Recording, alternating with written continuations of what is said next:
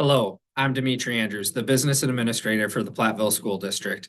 Thank you for joining us for the 24-25 budget hearing. Today, I'll be focusing on the highlights of our district's financial status and enrollment numbers. We'll start by looking at some key points on page 12 of the annual meeting booklet. After going through this information, there will be time at the end for questions, so feel free to take notes on anything you'd like to ask. Let's get started.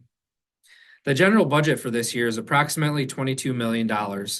There is an operational referendum on the ballot for November 5th, 2024. If voters approve it, we can expect to achieve a balanced budget, meaning our revenues and expenses will match. However, if the referendum does not pass, we'll face a potential deficit with our expenses exceeding our revenues. We initiated the planning process for this year's budget back in December 2023. The largest portion of our budget is allocated to staff, wages, and benefits, which were primarily determined prior to the start of the fiscal year on July 1st. Last spring, the board approved a 2% salary increase for staff and a 6% increase in health insurance costs. On page 12 of the annual meeting booklet, this year's budget reflects several important financial changes. Last year's total tax levy mill rate was $7.59 per 1,000 of equalized property value.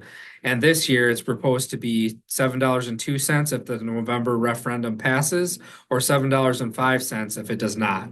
Equalized state aid has increased by 7.5% compared to last year, and the district's general fund revenues have risen by 3.8% to 7.7%, depending on the referendum, while expenses have increased by 7.3%.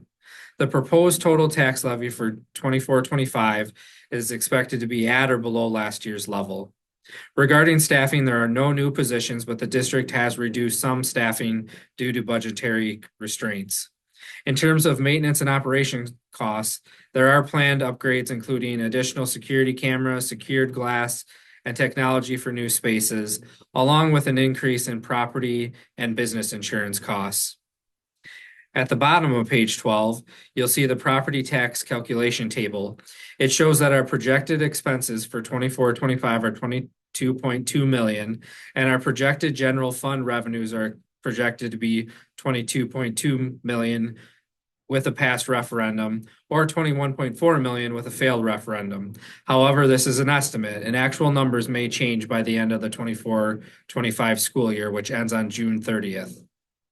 To prepare for potential shortfalls, the district has built up its fund balance and postponed some maintenance and technology costs, knowing that school funding has not kept up with rising inflation. Further down the table, you'll see that the total district property tax amount is proposed to stay stable at $9.5 million for the 24-25 school year. If voters approve the operational referendum on November 5th, the Platteville School District is projected to collect less in property taxes this year compared to last year. This decrease is due to careful financial management of past school tax levies and debt management. The district paid off part of its debt in April 2024 and made early payments on other debts, saving a significant amount in interest. If the referendum is approved, the proposed tax amount for this year will be $9,546,541, down from last year's total of $9,583,899, which is a reduction of $37,358.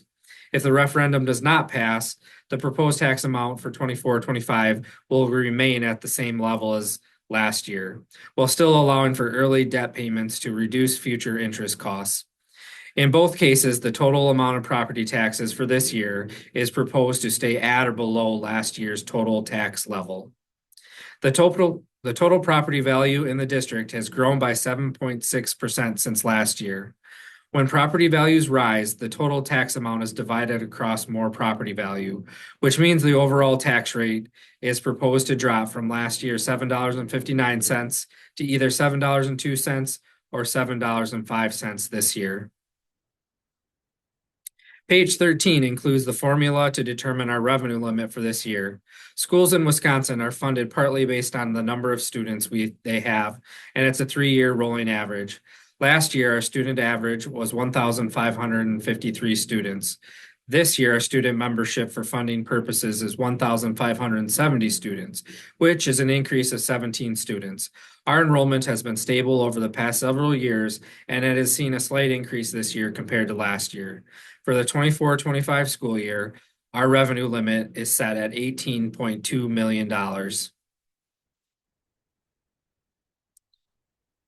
Page 14 includes our mill rate history over the past 6 years. As you can see, our mill rate has decreased every year on this chart, including the proposed mill rates for this year.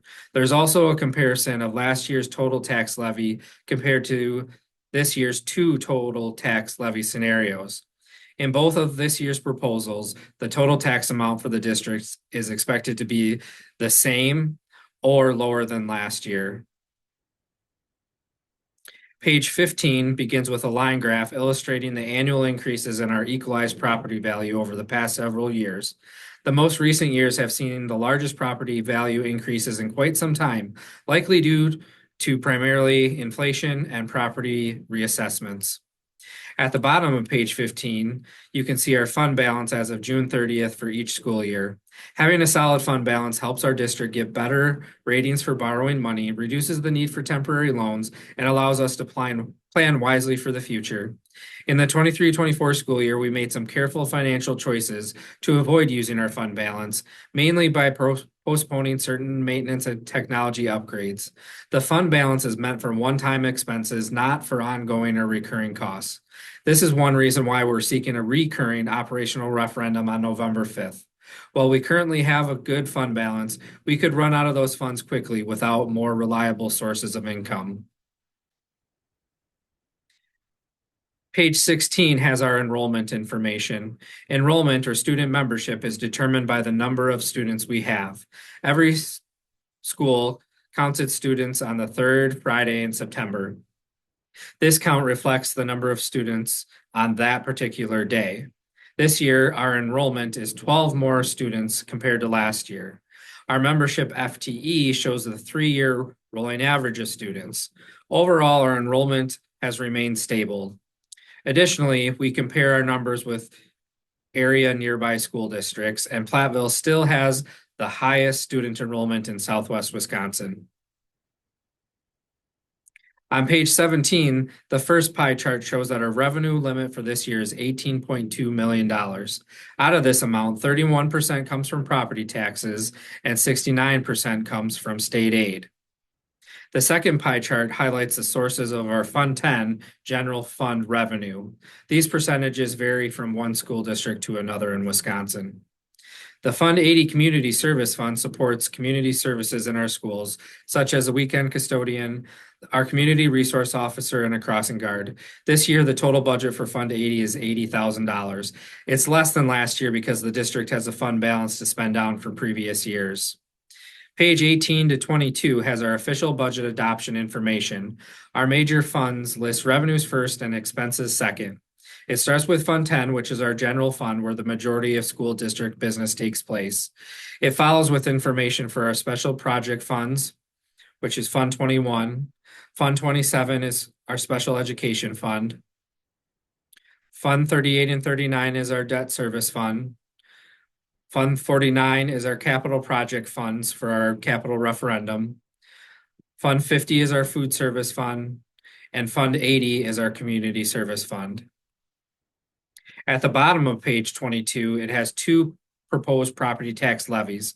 The first one is the proposal if the November 5th referendum is successful. The second table is if the November 5th operational referendum is not supported by voters. Again, both scenarios show that the tax levy goes either slightly down or remains the same as last year. Page 23 and 24 contain our current debt information. The first table shows details about our 2015 capital referendum, which helped enhance our facilities. The second table covers the most recent 2022 capital referendum aimed at further improving our facilities. We had a third debt table from previous school years, but that debt was fully paid off last spring. And this is one of the reasons why we expect the total tax amount to either decrease or stay the same this year. Page 25 through 28 has definitions of the financial terms mentioned throughout this document.